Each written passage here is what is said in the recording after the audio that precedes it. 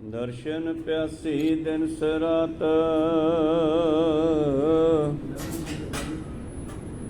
ਚਿਤਵਾ ਅੰਦਨ ਨੀਤ। ਖੋਲ ਕਪਟ ਗੁਰ ਮੇਲਿਆ, ਨਾਨਕ ਹਰ ਸੰਗ ਮੀਤ। ਸਾਜਨ ਤੇਰੇ ਚਰਨ ਕੀ, ਹੋਏ ਰਹਾ ਸਦ ਤੂਰ। ਨਾਨਕ ਸ਼ਰਨ ਤੁਹਾਰੀਆ, ਵੇਖੋ ਸਦਾ ਹਜੂਰ। ਆਏ ਪ੍ਰਭ ਸ਼ਰਨਾਗਤੀ, ਕਿਰਪਾ ਨਿਧ ਦਇਆਲ। ਏਕ ਅੱਖਰ ਹਰ ਮਨ ਬਸਤ, ਨਾਨਕ ਹੋਤ ਨਿਹਾਲ। ਏਕ ਓੰਕਾਰ ਸਤਿਗੁਰੂ, ਤੇ ਪ੍ਰਸਾਦ ਸਚ ਹੋਏ। ਵਾਹਿਗੁਰੂ ਜੀ ਕੀ ਫਤਿਹ ਹੈ, ਬਿਘਨ ਬਿਨਾਸਨ ਸੋਏ। ਵਾਹਿਗੁਰੂ ਜੀ ਕੀ ਫਤਿਹ ਹੈ, ਬਿਘਨ ਬਿਨਾਸਨ ਸੋਏ। ਸਤਨਾਮ ਸ੍ਰੀ ਵਾਹਿਗੁਰੂ ਸਾਹਿਬ ਜੀਓ।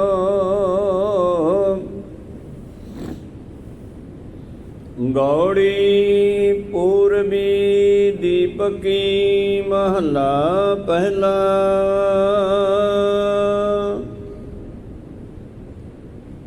ਏਕ ਓੰਕਾਰ ਸਤਿਗੁਰ ਪ੍ਰਸਾਦ।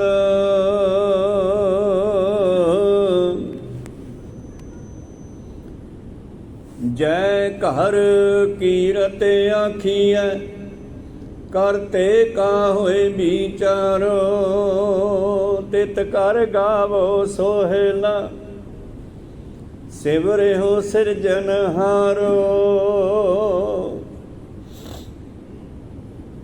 ਜੈ ਘਰ ਕੀਰਤ ਆਖੀਐ, ਕਰਤੇ ਕਾ ਹੋਏ ਵਿਚਾਰੋ।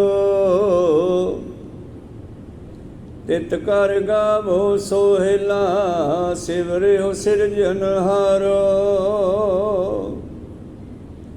ਤੁਮ ਗਾਵੋ ਮੇਰੇ ਨਿਰਭਉ ਕਾ ਸੋਹਿਲਾ। ਹਉ ਵਾਰੀ ਜਿਤ ਸੋਹਿਲੈ, ਸਦਾ ਸੁਖ ਹੋਏ ਰਹਾਉ। ਹਉ ਵਾਰੀ ਜਿਤ ਸੋਹਿਲੈ, ਸਦਾ ਸੁਖ ਹੋਏ ਰਹਾਉ। ਵਾਹਿਗੁਰੂ ਜੀ ਕਾ ਖਾਲਸਾ, ਵਾਹਿਗੁਰੂ ਜੀ ਕੀ ਫਤਿਹ। ਆਓ ਗੁਰੂ ਪਿਆਰੇ, ਗੁਰੂ ਸਵਾਰੇ, ਸਤਸੰਗੀ ਜਣੋ, ਰੋਜ਼ਾਨਾ ਦੀ ਤਰ੍ਹਾਂ ਪਾਤਸ਼ਾਹ ਜੀ ਕੀ ਅਪਾਰ ਕਿਰਪਾ ਬਖਸ਼ਿਸ਼ ਦਾ ਸਦਕਾ ਪਿਛਲੇ ਅੰਮ੍ਰਿਤ ਵੇਲੇ ਦੇ ਦੀਵਾਨਾਂ ਵਿਖੇ ਪਾਤਸ਼ਾਹ ਜੀ ਕੀ ਅਪਾਰ ਕਿਰਪਾ ਸਦਕਾ ਅੰਮ੍ਰਿਤ ਵੇਲੇ ਤੋਂ ਲੈ ਕਰਕੇ ਹੀ ਗੁਰੂ ਚਰਨਾਂ ਵਿਖੇ ਹਾਜ਼ਰੀਆਂ ਲਵਾ ਰਹੇ ਹੋ। ਆਪ ਜੀ ਅੰਮ੍ਰਿਤ ਵੇਲੇ ਦੇ ਨਿਤਨੇਮ ਉਪਰੰਤ ਪਵਿੱਤਰ ਆਸਾ ਜੀ ਕੀ ਵਾਰ ਕੇ ਸ਼ਬਦ ਕੀਰਤਨ ਸਰਵਣ ਕਰ ਰਹੇ ਸੀ। ਆਓ ਮਨੋ ਬਿਰਤੀਆਂ ਗੁਰੂ ਚਰਨਾਂ ਨਾਲ ਜੋੜਦੇ ਹੋਏ ਗੁਰੂ ਚਰਨਾਂ ਵਿਖੇ ਲਵਾਈਏ ਹਾਜ਼ਰੀਆਂ। ਗੁਰੂ ਕਾ ਬਖਸ਼ਿਆ ਫਤਿਹ ਦਾ ਨਾਰਾ ਕਰੀਏ ਬੁਲੰਦ, ਉਪਰੰਤ ਬਾਣੀ ਦੀ ਵਿਚਾਰ ਨਾਲ ਜੁੜਨਾ ਕਰਾਂਗੇ। ਗੱਜ ਕੇ ਆਖੀਏ ਜੀ ਵਾਹਿਗੁਰੂ ਜੀ ਕਾ ਖਾਲਸਾ, ਵਾਹਿਗੁਰੂ ਜੀ ਕੀ ਫਤਿਹ। ਸਤਨਾਮ ਸ੍ਰੀ ਵਾਹਿਗੁਰੂ ਸਾਹਿਬ ਜੀਓ। ਗੌੜੀ ਪੂਰਬੀ ਦੀਪਕੀ, ਮਹਲਾ ਪਹਿਲਾ। ਇਕ ਓੰਕਾਰ ਸਤਿਗੁਰ ਪ੍ਰਸਾਦ। जय घर कीरत आखिय करते का होए विचारो तित कर गावो सोहेला सिवरे हो सिरजनहारो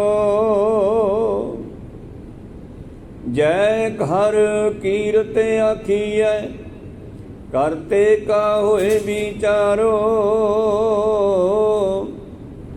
तित कर गावो सोहेला सिवरे हो सिरजनहारो तुम गावो मेरे निर्भव का सोहेला हाँ वारी जित सोहेला सदा सुख होए रहाओ हाँ वारी जित सोहेला सदा सुख होए रहाओ। वाहिगुरु ये पवित्र बचन पहले पातशाह धन धन साहिब श्री गुरु नानक देव महाराज जी दे उचारण कीते हुए शाम दी बाणी सोहला साहिब दा पहला शब्द है। सोहले दा मतलब हुंदा गीत, भाव आओ गीत गाइए परमेश्वर दे। ये शब्द की जिहड़ी हैंडग है ना वो है गौड़ी पूर्वी दीपकी। जिवें ब्याहां विच वेखिया होना है, जद मेल गिल इकट्ठा हुंदा है दो टोलियां बना के फिर एक दूजे दे सामने बैठ के गीत गाउंदियां, ब्याह दे विच एक दूजे नूं बधाइयां भी दिंदियां, सिੱਠਣੀਆਂ भी दिंदियां, दोहे भी लाउंदियां। इसे तरह इत्थे भी पातशाह ने 3 रागणियां इकट्ठियां कीतियां। गौड़ी दी ही जाति है पूर्वी दीपकी। गौड़ी राग दियां अगे 13 किस्मां मन्नियां गुरु साहब ने, दुनिया ने 9 ही जानियां सी। पातशाह कहते नहीं 13 किस्म है गौड़ी राग दियां।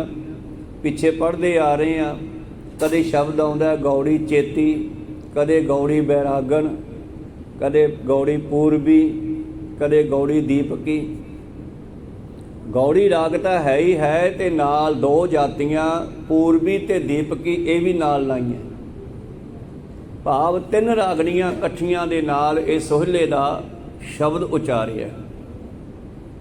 इत्थे सोहला नहीं लिखिया, पर जद बाणी नितनेम दी साडी बनाई है सोहला साहिब दे 5 शब्द इकत्तर करके सतगुरां ने तो ओहदा नाम लिखिया है सोहला।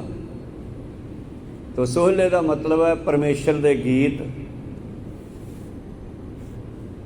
धन धन श्री गुरु नानक देव महाराज जी गौड़ी पूर्वी दीपकी 3 रागणियां दे नाल रागी ਸਿੰਘਾਂ ਨੂੰ ਇਹ शब्द गाउण दी ताकीद करदे। भाव ਇਹਦਾ संबंध रागियां नाल हुंदा है। जानकार रागी फिर शब्द नूं उसे ही राग विच गाउंदे है।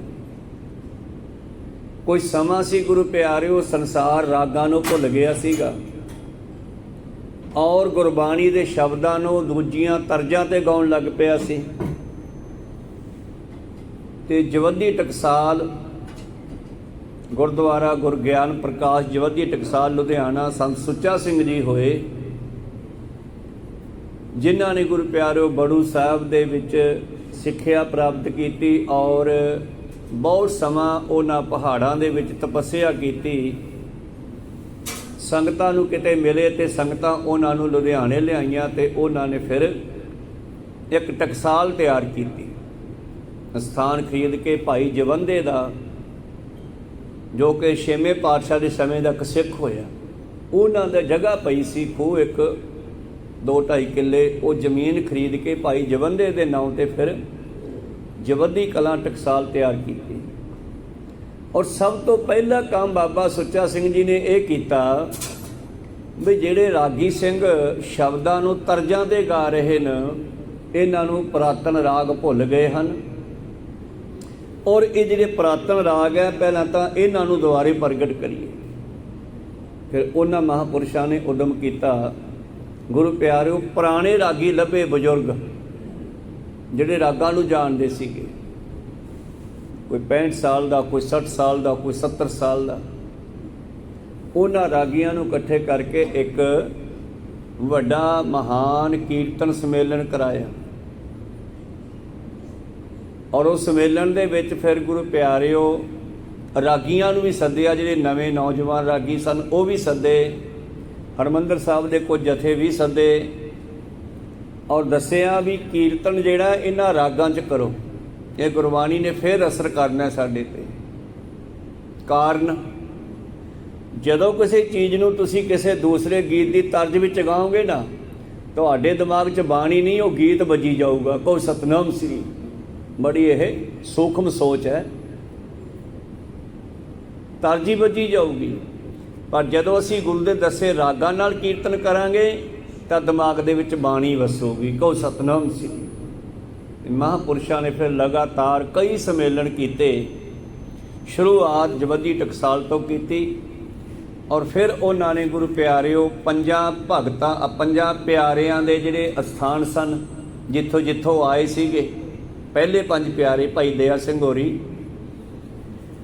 ਤਾਂ ਉਹਨਾਂ ਦੇ ਨਗਰਾਂ ਵਿੱਚ ਜਾ ਕੇ ਕੀਰਤਨ ਸੰਮੇਲਨ ਕੀਤੇ। ਨਾਲੇ ਕੀਰਤਨ ਆਪਣਾ ਰਾਗਾਂ ਦਾ ਪ੍ਰਚਾਰ ਕੀਤਾ, ਨਾਲੇ ਕੀਰਤਨ ਕੀਤਾ, ਨਾਲੇ ਉਹਨਾਂ ਲੋਕਾਂ ਨੂੰ ਦੱਸਿਆ ਵੀ ਇਹ ਤੁਹਾਡੇ ਇਲਾਕੇ ਦੇ ਵਿੱਚੋਂ ਇੱਕ ਮਹਾਨ ਹਸਤੀ ਗੁਰੂ ਸਾਹਿਬ ਦੇ ਚਰਨਾਂ ਵਿੱਚ ਆਈ ਹੈ, ਭਾਈ ਦਇਆ ਸਿੰਘ, ਧਰਮ ਸਿੰਘ, ਜਿੱਥੋਂ ਜਿੱਥੋਂ ਆਏ ਦੇਸ਼ ਦੇ ਵਿੱਚੋਂ ਉੱਥੇ ਉੱਥੇ ਗਏ। ਉਸ ਤੋਂ ਬਾਅਦ ਫਿਰ ਉਹਨਾਂ ਨੇ 15 ਭਗਤ ਜੋ ਗੁਰਬਾਣੀ ਵਿੱਚ ਬੈਠੇ ਆ, ਉਹਨਾਂ ਦੇ ਨਗਰਾਂ ਵਿੱਚ ਗਏ, ਉਹਨਾਂ ਦੇ ਨਗਰ ਲੱਭ ਕੇ ਉੱਥੇ ਜਾ ਕੇ ਵੀ ਕੀਰਤਨ ਸੰਮੇਲਨ ਕੀਤੇ। ਲੋਕਾਂ ਨੂੰ ਦੱਸਿਆ ਕਿ ਬਾਣੀ ਰਾਗਾਂ 'ਚ ਗਾਈ ਜਾਣੀ ਹੈ, ਰਾਗਾਂ ਵਿੱਚ ਲਿਖੀ ਹੈ। ਗੁਰੂ ਸਾਹਿਬ ਨੇ ਵਾਰ-ਵਾਰ ਤਾਕੀਦ ਕੀਤੀ ਹੈ। ਅਗਲਾ ਸ਼ਬਦ ਹੈ ਰਾਗ ਗੌੜੀ ਗੁਆਰੇਰੀ ਵਿੱਚ ਗਾਉਣਾ। ਇਹ 16 ਸ਼ਬਦ ਦੇ ਸ਼ਬਦ ਹੈ ਜਿਹੜੇ ਇਹ ਗੌੜੀ ਪੂਰਬੀ ਦੀਪਕੀ ਵਿੱਚ ਗਾਉਣੇ ਆ। ਤਾਂ ਇਸ ਤਰ੍ਹਾਂ ਗੁਰੂ ਪਿਆਰਿਓ ਦੁਆਰਾ ਹੁਣ ਹਰਿਮੰਦਰ ਸਾਹਿਬ ਦੇ ਵਿੱਚ ਤੰਤੀ ਸਾਜ਼ਾਂ ਨਾਲ ਕੀਰਤਨ ਸ਼ੁਰੂ ਕੀਤਾ ਗਿਆ, ਕਿਉਂਕਿ ਪਹਿਲਾਂ ਤੰਤੀ ਸਾਜ਼ ਹੀ ਚੱਲਦੇ ਸਨ। ਫਿਰ ਪੁਰਾਣੇ ਤੰਤੀ ਸਾਜ਼ ਵੀ ਉਹਨਾਂ ਮਹਾਂਪੁਰਸ਼ਾਂ ਨੇ ਪ੍ਰਗਟ ਕੀਤੇ, ਸਪੈਸ਼ਲ ਮਿਸਤਰੀ ਰੱਖ ਕੇ ਉਹਨਾਂ ਤੋਂ ਤਿਆਰ ਕਰਵਾਏ। ਜਿਵੇਂ ਭਾਈ ਮਰਦਾਨਾ ਜੀ ਕੋਲ ਰਬਾਬ ਸੀਗੀ, ਸਰੰਦਾ, ਤੰਬੂਰਾ, ਇਹ ਤਾਰਾਂ ਦੇ ਵਿੱਚੋਂ ਆਵਾਜ਼ ਕੱਢ ਕੇ ਉਹਦੇ ਨਾਲ ਸ਼ਬਦ ਦੀ ਆਵਾਜ਼ ਮਿਲਾਉਣੀ। ਫਿਰ ਇਹ ਵੀ ਕਾਰਜ ਮਹਾਂਪੁਰਸ਼ ਬਾਬਾ ਸੁੱਚਾ ਸਿੰਘ ਜੋਧੀ ਟਕਸਾਲ ਵਾਲਿਆਂ ਨੇ ਕੀਤਾ, ਜਿਨ੍ਹਾਂ ਦਾ ਹੁਣੇ ਪਿਛਲੇ 27 ਤਰੀਕ ਨੂੰ 26, 27, 25, 26, 27 ਦੀ ਵਰਸੇ ਵੀ ਮਨਾਈ ਗਈ ਆ। ਬਹੁਤ ਮਹਾਨ ਕੌਮ ਦੇ ਹੀਰੇ ਹੋਏ ਆ।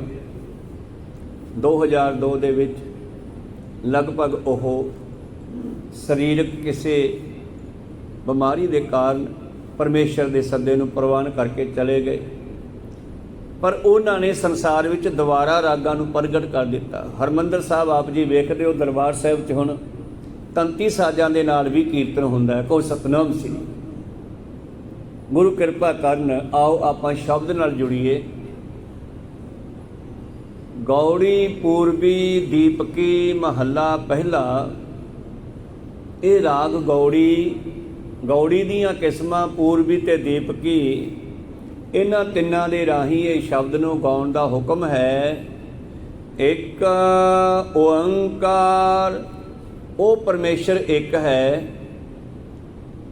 ਅਦੁੱਤੀ, ਜਿਹਦੇ ਵਰਗਾ ਦੂਸਰਾ ਨਹੀਂ। ਅਦੁੱਤੀ ਭਾਵ ਸਭ ਤੋਂ ਸੁੰਦਰ, ਜਿਹਦੇ ਵਰਗਾ ਹੋਰ ਨਹੀਂ ਹੈਗਾ। ਓੰ, ਉਹਦੇ ਵਰਗਾ ਉਹੋ ਹੀ ਆ। ਕਾਰ, ਉਹਦਾ ਹੁਕਮ ਸਾਡੇ ਸਾਰਿਆਂ ਦੇ ਚੱਲਦਾ। ਕਹੋ ਸਤਨਾਮ ਸ੍ਰੀ। ਉਹ ਇੱਕ ਹੈ, ਅਦੁੱਤੀ ਹੈ। ਉਸ ਦੇ ਜੇ ਲੱਛਣ ਗਿਣੀਏ ਤੇ ਫਿਰ ਮੂਲ ਮੰਤਰ ਪੜ੍ਹ ਲਓ। ਇੱਕ ਓੰਕਾਰ, ਸਤਨਾਮ, ਉਹ ਸਤ ਹੈ, ਉਹਦਾ ਨਾਮ ਸਤ ਹੈ। ਕਰਤਾ ਪੁਰਖ, ਉਹੋ ਹੀ ਸ੍ਰਿਸ਼ਟੀ ਨੂੰ ਬਣਾਉਣ ਵਾਲਾ ਹੈ, ਉਹੋ ਹੀ ਪੁਰਖ ਹੈ। ਆਪਾਂ ਸਾਰੇ ਆਤਮਾ ਕਰਕੇ ਇਸਤਰੀ ਹਾਂ। ਇਸ ਜਗ ਮੈਂ ਪੁਰਖ ਏਕ ਹੈ, ਹੋਰ ਸਗਲੀ ਨਾਰ ਸਵਾਈ, ਬਾਣੀ ਦਾ ਬਚਨ ਹੈ। ਕਰਤਾ ਪੁਰਖ। ਨਿਰਭਉ, ਉਹ ਡਰਦਾ ਨਹੀਂ। ਨਿਰਵੈਰ, ਉਹ ਡਰਾਉਂਦਾ ਵੀ ਨਹੀਂ। ਪਰ ਬੰਦੇ ਵਿੱਚ ਹੀ ਔਗਣ ਆ ਗਏ ਨਾ, ਕੋਈ ਡਰਦਾ ਕੋਈ ਡਰਾਉਂਦਾ ਹੈ, ਪਰ ਉਹ ਅਦੁੱਤੀ ਪਰਮੇਸ਼ਰ ਨਾ ਡਰਦਾ ਨਾ ਡਰਾਉਂਦਾ ਹੈ। ਅਕਾਲ, ਇਹ ਸਾਡੇ ਸਰੀਰ ਜਿਹੜੇ ਹਨ 84 ਲੱਖ ਜੂਨਾਂ ਦੇ, ਇਹ ਕਾਲ ਦੇ ਹੱਥ ਵਿੱਚ ਹੈ। ਕਾਲ ਕੇ ਬਣਾਏ ਸਭ ਹੈ, ਕਾਲ ਹੀ ਚਬਾਏ ਹੈ। ਪਰ ਉਹ ਜੰਮਣ ਮਰਨ ਵਿੱਚ ਨਹੀਂ ਆਉਂਦਾ। ਅਕਾਲ ਉਹ ਕਾਲ ਤੋਂ ਪਰੇ ਹੈ, ਬਲਕਿ ਉਹ ਚਾਹੇ ਤਾਂ ਕਾਲ ਨੂੰ ਵੀ ਮਾਰ ਸਕਦਾ, ਜਿਵੇਂ ਬਾਬਾ ਦੀਪ ਸਿੰਘ ਜੀ ਤੇ ਉਹਦੀ ਦਇਆ ਹੋਈ। ਔਰ ਗੁਰੂ ਪਿਆਰਿਓ ਦੇਖੋ, ਹਰਿਮੰਦਰ ਸਾਹਿਬ ਨੂੰ ਆਜ਼ਾਦ ਕਰਾਉਣ ਵਾਸਤੇ ਜਥਾ ਚੱਲਿਆ ਔਰ ਮੁਗਲਾਂ ਦੇ ਜਰਨੈਲ ਨਾਲ ਲੜਦੇ ਹੋਏ ਸਾਂਝਾ ਵਾਰ ਚੱਲਿਆ ਦੋਨਾਂ ਦਾ। ਇਹਨਾਂ ਦਾ ਖੰਡਾ ਚੱਲਿਆ, ਉਹਦੀ ਧੌਣ ਕੱਟੀ ਗਈ, ਉਹਦੀ ਵੀ ਤਲਵਾਰ ਚੱਲੀ ਤੇ ਬਾਬਾ ਜੀ ਵੀ ਗੁਰੂ ਪਿਆਰਿਓ ਇਹਨਾਂ ਦਾ ਵੀ ਸੀਸ ਕੱਟਿਆ ਗਿਆ। ਉਹ ਮੁਗਲ ਜਰਨੈਲ ਤਾਂ ਗੁਰੂ ਪਿਆਰਿਓ ਮਰ ਗਿਆ ਤੇ ਨਾਲ ਦਾ ਜਥੇ ਦੇ ਸਿੰਘ ਕਹਿਣ ਲੱਗੇ, ਬਾਬਾ ਤੂੰ ਤਾਂ ਕਹਿੰਦਾ ਸੀ ਮੈਂ ਸੀਸ ਜਿਹੜਾ ਹਰਿਮੰਦਰ ਸਾਹਿਬ ਜਾ ਕੇ ਲਾਉਣਾ ਰਾਮਦਾਸ ਜੀ ਦੇ ਚਰਨਾਂ 'ਚ। ਹਾਂ ਕੀ ਬਣਿਆ? ਤੁਰੰਤ ਹੀ ਪਰਮੇਸ਼ਰ ਨੇ ਕਿਰਪਾ ਕੀਤੀ, ਕਾਲ ਨੂੰ ਪਰੇ ਕਰਤਾ, ਮੌਤ ਨੂੰ ਪਰੇ ਕਰਤਾ। ਉਹ ਅਕਾਲ ਹੈ ਜਿਹੜਾ ਕਾਲ ਨੂੰ ਵੀ ਰੋਕ ਸਕਦਾ ਹੈ, ਮਾਰ ਸਕਦਾ ਹੈ।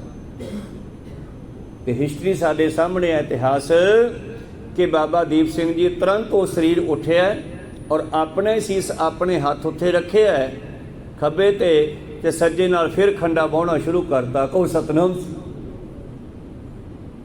ਤਾਂ ਅਸੀਂ ਸਾਰੇ ਕਾਲ ਦੇ ਵਿੱਚ ਹਾਂ, ਲੇਕਿਨ ਪਰਮੇਸ਼ਰ ਕਾਲ ਤੋਂ ਬਾਹਰ ਹੈ। ਜਿਹੜਾ ਪਰਮੇਸ਼ਰ ਨਾਲ ਜੁੜ ਗਿਆ ਉਹ ਵੀ ਕਾਲ ਤੋਂ ਬਾਹਰ ਹੋ ਗਿਆ। ਹਰ ਕਾ ਸੇਵਕ ਸੋ ਹਰ ਜੇਹਾ, ਭੇਦ ਨਾ ਜਾਣੋ ਮਾਨਸ ਦੇਹਾ। ਕਿ ਕਾਲ ਸਮੇਂ ਨੂੰ ਵੀ ਕਹਿੰਦੇ ਆ, ਕਾਲ ਮੌਤ ਨੂੰ ਵੀ ਕਹਿੰਦੇ ਆ। ਕਹੋ ਸਤਨਾਮ। ਕਾਲ ਨੇ ਸਾਨੂੰ ਪੈਦਾ ਕੀਤਾ ਹੈ ਤੇ ਕਾਲ ਕੇ ਬਣਾਏ ਸਭ ਹੈ, ਕਾਲ ਹੀ ਚਬਾਏ ਹੈ। 10ਵੇਂ ਪ੍ਰੀਤਮ ਜੀ ਕਹਿੰਦੇ। ਬਸ ਫਿਰ ਤਾਂ ਬਾਬਾ ਦੀਪ ਸਿੰਘ ਜੀ ਨੂੰ ਦੇਖ ਕੇ ਮੁਗਲ ਭੱਜ ਲਏ, ਬਈ ਇਹ ਤਾਂ ਵੱਡੀਆਂ ਵੀ ਨਹੀਂ ਮਰਦੇ ਸਿੱਖ, ਇੱਕ ਤਾਂ ਉੱਠ ਖੜਿਆ, ਹੋਰ ਵੀ ਨਾ ਉੱਠ ਖੜਨ। ਫਿਰ ਤਾਂ ਸਾਰੇ ਮੂਹਰੇ ਭੱਜ ਲਏ। ਇੱਕ ਜਰਨੈਲ ਮਰ ਗਿਆ ਉਹਨਾਂ ਦਾ, ਫੌਜਾਂ ਭੱਜ ਲਈਆਂ। ਫਿਰ ਹਰਿਮੰਦਰ ਸਾਹਿਬ ਕਹਿੰਦੇ ਭੱਜ ਲਓ, ਸਿੱਖ ਆ ਪਏ। ਫਿਰ ਜਿਹੜੇ ਹਰਿਮੰਦਰ ਸਾਹਿਬ 'ਚ ਫੜੇ ਸੀ ਉਹ ਵੀ ਭੱਜ ਲਏ ਤੇ ਬਾਬਾ ਦੀਪ ਸਿੰਘ ਜੀ ਨੇ ਆਪਣਾ ਸੀਸ ਗੁਰੂ ਰਾਮਦਾਸ ਜੀ ਦੇ ਚਰਨਾਂ ਵਿੱਚ ਲਾ ਕੇ ਆਜ਼ਾਦ ਕਰਵਾ ਦਿੱਤਾ ਹਰਿਮੰਦਰ ਸਾਹਿਬ ਨੂੰ। ਕਹੋ ਸਤਨਾਮ ਸ੍ਰੀ। ਇਸ ਕਰਕੇ ਆਓ ਉਸ ਅਕਾਲ ਦੇ ਗੀਤ ਗਾਈਏ, ਫਿਰ ਕਿਉਂ ਨਾ ਉਸ ਵੱਡੇ ਦੇ ਗੀਤ ਗਾਈਏ। ਅਕਾਲ ਮੂਰਤ ਅਜੂਨੀ, ਉਹ ਸਾਡੇ ਸਰੀਰਾਂ ਵਾਂਗੂ ਜੰਮਦਾ ਨਹੀਂ, ਉਹ ਬਣੇ ਬਣਾਏ ਸਰੀਰ ਵਿੱਚ ਪ੍ਰਗਟ ਹੁੰਦਾ ਹੈ। ਜਿਵੇਂ ਰਵਿਦਾਸ ਜੀ 'ਚੋਂ ਬੋਲਿਆ, 15 ਭਗਤਾਂ 'ਚੋਂ ਬੋਲਿਆ, ਜਿਵੇਂ ਗੁਰੂ 8ਵੇਂ ਪਾਤਸ਼ਾਹ ਜੀ ਨੇ ਚਾਹਿਆ ਤੇ ਛੱਜੂ ਮਹਿਰੇ 'ਚੋਂ ਵੀ ਬੁਲਾ ਦਿੱਤਾ। ਕਹੋ ਸਤਨਾਮ ਸ੍ਰੀ। ਭਾਵ ਉਹ ਪਰਮੇਸ਼ਰ ਸਾਡੇ ਤਰ੍ਹਾਂ ਜੰਮਦਾ ਨਹੀਂ ਹੈ ਮਾਂ ਦੇ ਪੇਟੋਂ, ਉਹ ਅਜੂਨੀ ਹੈ, ਜੂਨਾਂ ਤੋਂ ਬਾਹਰ ਹੈ। ਉਹ ਜੰਮਣ ਮਰਨ 'ਚ ਨਹੀਂ ਆਉਂਦਾ, ਉਹ ਤਾਂ ਉਦੋਂ ਆਉਂਦਾ ਜਦੋਂ ਕੰਮ ਜ਼ਿਆਦਾ ਵਿਗੜ ਜਾਂਦਾ ਹੈ। ਫਿਰ ਬਾਬੇ ਨਾਨਕ ਵਾਂਗੂ ਸਰੀਰ ਧਾਰਨ ਕਰਕੇ ਦੁਨੀਆ 'ਚ ਆਉਂਦਾ ਹੈ, ਕਿਸੇ ਸਰੀਰ ਦੇ ਵਿੱਚ ਪ੍ਰਗਟ ਹੋ ਕੇ ਉਹਦੇ ਵਿੱਚੋਂ ਗਿਆਨ ਦੇ ਕੇ ਦੁਨੀਆ ਨੂੰ ਫਿਰ ਸਿੱਧੇ ਰਸਤੇ ਪਾਉਂਦਾ ਹੈ। ਨਹੀਂ ਤਾਂ ਫਿਰ ਜਿਨ ਪਾਈ ਰੰਗ ਰਵਾਈ ਬੈਠਾ ਵੇਖੈ ਵੱਖ ਅਕੇਲਾ, ਸਾਈਡ ਤੇ ਬੈਠ ਕੇ ਦੇਖਦਾ ਰਹਿੰਦਾ ਕਿਵੇਂ ਚੱਲਦੇ ਆ। ਕਹੋ ਸਤਨਾਮ। ਫਿਰ ਅੱਗੇ ਜਾ ਕੇ ਆਪਦੇ ਕਾਰਜੋ ਕਰਦਾ। ਖੈਰ, ਅਜੂਨੀ ਸਹਿਭੰਗ ਦਾ ਮਤਲਬ ਹੈ ਖੁਦ ਮੁਖਤਿਆਰ। ਉਹ ਆਪਣੀ ਮਰਜ਼ੀ ਦੇ ਨਾਲ ਪ੍ਰਗਟ ਹੁੰਦਾ ਹੈ, ਮਰਜ਼ੀ ਦੇ ਨਾਲ ਹੀ ਅਲੋਪ ਹੋ ਜਾਂਦਾ। ਸਹਿਭੰਗ, ਭੰਗ ਨਹੀਂ ਕਹਿਣਾ, ਭੰਗ ਤੱਕ ਜੜੀ ਬੂਟੀ ਆ। ਇੱਥੇ ਗੰਗੇ ਦੀ ਆਵਾਜ਼ ਹੈ ਸੰਗ ਵਿੱਚੋਂ, ਭੰਗ ਬਸ ਇੱਥੇ ਰੁਕਣਾ। ਸਹਿਭੰਗ ਐਸੇ ਰੱਬ ਨੂੰ ਪਾਉਣ ਵਾਸਤੇ ਸਤਿਗੁਰ ਪ੍ਰਸਾਦ। ਇੱਥੇ ਇੱਕ ਓਂਕਾਰ ਸੋਢਾ ਮੰਗਲ 'ਚ ਲਿਖਿਆ ਹੈ, ਉੱਥੇ ਲਿਖਿਆ ਗੁਰ ਪ੍ਰਸਾਦ। ਐਸੇ ਪਰਮੇਸ਼ਰ ਨੂੰ ਪਾਉਣ ਵਾਸਤੇ ਸਹਿਭੰਗ ਗੁਰ ਪ੍ਰਸਾਦ ਗੁਰੂ ਦੀ ਕਿਰਪਾ ਨਾਲ ਮਿਲੇਗਾ। ਫਿਰ ਬਾਬਾ ਨਾਨਕ ਸਾਡਾ ਗੁਰੂ ਬਣਿਆ। ਫਿਰ ਉਹਨੇ ਆਪਣਾ ਪਹਿਲਾ ਸ਼ਲੋਕ ਸਾਡੇ ਵਾਸਤੇ ਉਚਾਰਿਆ, ਇਸੇ ਦੇ ਨਾਲ ਜੋੜਦੇ ਆ ਮੂਲ ਮੰਤਰ ਦੇ। ਜਪ ਆਦ ਸੱਚ ਜੁਗਾਦ ਸੱਚ ਹੈ ਪੀ ਸੱਚ, ਨਾਨਕ ਹੋਸੀ ਪੀ ਸੱਚ। ਸਿੱਖੋ ਕਿਹਨੂੰ ਜਪਦੇ ਹੋ? ਕੋਈ ਗੰਗਾ ਜਮਨਾ ਨਦੀਆਂ ਨੂੰ ਜਪਦਾ, ਕੋਈ ਪਸ਼ੂਆਂ ਪੰਛੀਆਂ ਨੂੰ, ਗਊ ਦੀ ਪੂਜਾ ਕਰੀ ਜਾਂਦਾ, ਕੋਈ ਦੇਵੀ ਦੇਵਤਿਆਂ ਦੀ ਪੂਜਾ ਕਰੀ ਜਾਂਦਾ, ਬਰਮਾ ਵਿਸ਼ਨੂੰ ਮਹੇਸ਼ ਨੂੰ ਰੱਬ ਕਹੀ ਜਾਂਦਾ। ਇਹ ਸਾਰੇ ਕਰਿੰਦੇ ਆ ਰੱਬ ਦੇ, ਮੁਲਾਜ਼ਮ ਹੈ, ਨੌਕਰ ਹੈ, ਉਹਨੇ ਬਣਾਏ ਹੈ, ਸਾਜੇ ਹੈ ਦੁਨੀਆ ਚਲਾਉਣ ਵਾਸਤੇ। ਉਹਦੇ ਹੁਕਮ ਦੇ ਅੰਦਰ ਕੰਮ ਕਰ ਰਹੇ ਆ। ਭੈ ਵਿੱਚ ਪਵਨ ਵਹੈ ਸਦਵਾਓ, ਭੈ ਵਿੱਚ ਚੱਲੈ ਲਖ ਦਰਿਆਓ, ਭੈ ਵਿੱਚ ਅਗਨ ਕੱਢੈ ਵੇਗਾਰ, ਭੈ ਵਿੱਚ ਧਰਤੀ ਦੱਬੀ ਭਾਰ। ਤੇ ਤੂੰ ਮਨੁੱਖਾ ਕੌਣ ਹੈ? ਤੂੰ ਉਹਦਾ ਪੁੱਤਰ ਹੈ। ਕਹੋ ਸਤਿਨਾਮ। ਮਨੁੱਖ ਦੀ ਸੇਵਾ 'ਚ ਦੇਵੀ ਦੇਵਤੇ ਸਾਜੇ ਹੈ, ਪਰ ਮਨੁੱਖ ਉਲਟਾ ਆਪਣੇ ਬਾਪ ਨੂੰ ਛੱਡ ਕੇ ਨੌਕਰਾਂ ਦੇ ਪੈਰੀ ਪੈਂਦਾ ਫਿਰਦਾ। ਕਹੋ ਸਤਿਨਾਮ। ਇਸ ਕਰਕੇ ਇਹ ਦੇਵੀ ਦੇਵਤੇ ਜੋ ਹਨ ਇਹ ਪਰਮੇਸ਼ਰ ਨਹੀਂ ਹੈ। ਤਾਂ ਐਸਾ ਪਰਮੇਸ਼ਰ ਹੈ ਜੈਸਾ ਮੂਲ ਮੰਤਰ ਵਿੱਚ ਦੱਸਿਆ ਹੈ। ਤੇ ਅੱਗੇ ਫਿਰ ਲਿਖਦੇ ਆ ਜਪ। ਜਪਜੀ ਸਾਹਿਬ ਜੀ ਦਾ ਨਾਮ ਵੀ ਹੈ, ਬਾਣੀ ਦਾ ਜਪ, ਤੇ ਜਪ ਹੁਕਮ ਵੀ ਹੈ ਕਿ ਕਿਹਨੂੰ ਜਪਦਾ ਹੈ? ਜਿਹਨੂੰ ਤੂੰ ਜਪਦਾ ਕੀ ਉਹ ਇਦਾਂ ਦਾ ਹੈ? ਆਦਿ ਸੱਚ, ਸ਼ੁਰੂ ਤੋਂ ਹੈ ਉਹ ਨਹੀਂ। ਫਿਰ ਆ ਮੈਂ ਤੈਨੂੰ ਦੱਸਾਂ ਕੌਣ ਹੈ ਉਹ। ਆਦਿ ਸੱਚ ਜੁਗਾਦ ਸੱਚ ਹੈ ਪੀ ਸੱਚ, ਨਾਨਕ ਹੋਸੀ ਪੀ ਸੱਚ। ਜੋ ਸ਼ੁਰੂ ਤੋਂ ਹੈ, ਜੋ ਫਿਰ ਜੁਗਾਂ ਵਿੱਚ ਵੀ ਰਿਹਾ, ਜੋ ਅੱਜ ਵੀ ਹੈ, ਕੱਲ ਨੂੰ ਦੁਨੀਆ ਸਾਰੀ ਫਨਾ ਹੋ ਜਾਵੇ ਪਰ ਉਹ ਫਿਰ ਵੀ ਰਹੂਗਾ। ਆਪਾਂ ਕਿਉਂ ਨਾ ਉਹਦੇ ਨਾਲ ਜੁੜੀਏ। ਕਹੋ ਸਤਿਨਾਮ ਸ੍ਰੀ। ਦੁਨੀਆ ਖਤਮ ਹੋ ਸਕਦੀ ਹੈ ਪਰ ਉਹ ਫਿਰ ਰਹਿੰਦਾ ਹੈ। ਅਰਬਦ ਨਰਬਦ ਧੁੰਦੂ ਕਾਰਾ, ਧਨ ਨ ਗਗਨਾ ਹੁਕਮ ਅਪਾਰਾ। ਨਾ ਦਿਨ ਰਹਿਣ ਨਾ ਚੰਦ ਨਾ ਸੂਰਜ, ਸੁਨ ਸਮਾਧ ਲਗਾਏਂਦਾ। ਉਦੋਂ ਕੁਛ ਵੀ ਨਹੀਂ ਸੀਗਾ ਜਦੋਂ, ਉਦੋਂ ਵੀ ਉਹ ਸੀਗਾ। ਫਿਰ ਆਪਣੇ ਅੰਦਰ ਹੀ ਉਹਨੇ ਦੁਨੀਆ ਪੈਦਾ ਕੀਤੀ। ਸੁਣਨਾ ਕੀਏ 10 ਅਵਤਾਰਾ। 10 ਅਵਤਾਰ ਕੇਵਲ ਗੁਰੂ ਸਾਹਿਬ ਨਹੀਂ ਹੈ, 10 ਅਵਤਾਰ ਰਾਜੇ ਵੀ ਹੋਏ ਹੈ। 10 ਅਵਤਾਰ ਰਾਜੇ ਹੋਏ ਵਰਤੇ। ਪਰ ਹੋਰ ਪਿੱਛੇ ਜਾਓ ਤੇ ਉਹ ਸੁਣਨ ਵਿੱਚੋਂ ਸਾਡੇ 10 ਗਿਆਨ ਇੰਦਰੇ ਪ੍ਰਗਟ ਕੀਤੇ। ਪਹਿਲਾਂ ਉਸਨੇ ਸਰੀਰ ਤਿਆਰ ਕੀਤਾ। ਕਹੋ ਸਤਿਨਾਮ। ਮਾਂ ਕੀ ਰਖਤ ਪਿਤਾ ਬਿੰਦ ਧਾਰਾ, ਮੂਰਤ ਸੂਰਤ ਕਰੇ ਅਵਤਾਰਾ। ਆਪਣੀ ਸੁਣ ਵਿੱਚੋਂ ਸੁਣੋ ਕੀਏ 10 ਅਵਤਾਰਾ। ਸੁਣੋ ਚੰਦ ਸੂਰਜ ਗੈ ਨਾਰਾ। ਆਕਾਸ਼ ਬਣਾਇਆ, ਚੰਦਰਮਾ ਬਣਾਏ, ਤਾਰੇ ਬਣਾਏ, ਸ੍ਰਿਸ਼ਟੀ ਬਣਾਈ, ਇਹ ਧਰਤੀ ਬਣਾਈ। ਫੁਰਨੇ ਦੇ ਨਾਲ ਹੀ ਬਸ ਖਿਆਲ ਆਇਆ ਬਈ ਮੇਰੇ ਵਰਗੇ ਹੋਰ ਵੀ ਹੋਣ, ਤੇ ਕਹਿੰਦੇ ਹੋ ਜਾ। ਕੀਤਾ ਪਸਾਓ ਇੱਕੋ ਕਵਾਓ, ਤਿਸਤੇ ਹੋਏ ਲੱਖ ਦਰਿਆਓ। ਆਪਾਂ ਸਾਰੇ ਦਰਿਆ। ਆਪਾਂ ਨੂੰ ਦਰਿਆ ਕਿਉਂ ਕਿਹਾ ਬਈ? ਕਿਉਂਕਿ ਆਪਾਂ ਪਾਣੀ ਤੋਂ ਬਣੇ ਆ। ਕਹੋ ਸਤਿਨਾਮ। ਸਾਡੇ ਸਰੀਰ ਆ ਜਿਹੜੇ ਇਹ ਪਾਣੀ ਤੋਂ ਬਣੇ ਆ। ਇਹ ਸਰੀਰ ਉਹਨੇ ਲੱਖਾਂ ਤਿਆਰ ਕਰਤੇ ਇੱਕ ਛਿਣ ਵਿੱਚ ਹੁਕਮ ਦੇ ਨਾਲ ਹੀ। ਹੁਕਮ ਹੀ ਹੁਕਮ ਚਲਾਏ ਰਾਹ। ਤਿਸਤੇ ਹੋਏ ਲੱਖ ਦਰਿਆਓ। ਬਾਬਾ ਨਾਨਕ ਜੀ ਕਹਿੰਦੇ ਕੁਦਰਤ ਕਵਨ ਕਹਾਂ ਵਿਚਾਰ। ਮੈਂ ਉਹਦੀ ਕੁਦਰਤ ਦੀ ਕਿਆ ਵਿਆਖਿਆ ਕਰਾਂ, ਕਿਆ ਵਿਚਾਰ ਦੱਸਾਂ, ਕੀ ਬਿਆਨ ਕਰਾਂ ਮੈਂ ਉਹਦੇ ਕੁਦਰਤ, ਉਹਦੇ ਸੁਭਾਅ ਨੂੰ। ਕੁਦਰਤ ਦਾ ਮਤਲਬ ਉਹਦਾ ਸੁਭਾਅ। ਇਹ ਕੁਦਰਤ ਜਾਰੀ ਬਨਸਪਤੀ ਹੈ, ਇਹ ਉਹਦਾ ਸੁਭਾਅ ਹੈ ਸਾਰਾ। ਕਹੋ ਸਤਿਨਾਮ ਸੀ। ਕੁਦਰਤ ਕਵਨ ਕਹਾਂ ਵਿਚਾਰ। ਉਹ ਕਿਵੇਂ ਦੁਨੀਆ ਸਾਜਦਾ ਮੈਂ ਕਿਵੇਂ ਦੱਸਾਂ। ਵਾਰਿਆ ਨਾ ਜਾਵਾਂ ਏਕ ਵਾਰ। ਇੱਕ ਵਾਰੀ ਕੀ ਜੇ ਮੈਂ ਵਾਰ-ਵਾਰ ਜਨਮ ਲੈ ਕੇ ਦੱਸਾਂ ਤਾਂ ਵੀ ਨਹੀਂ ਦੱਸ ਸਕਦਾ। ਕਹੋ ਸਤਿਨਾਮ।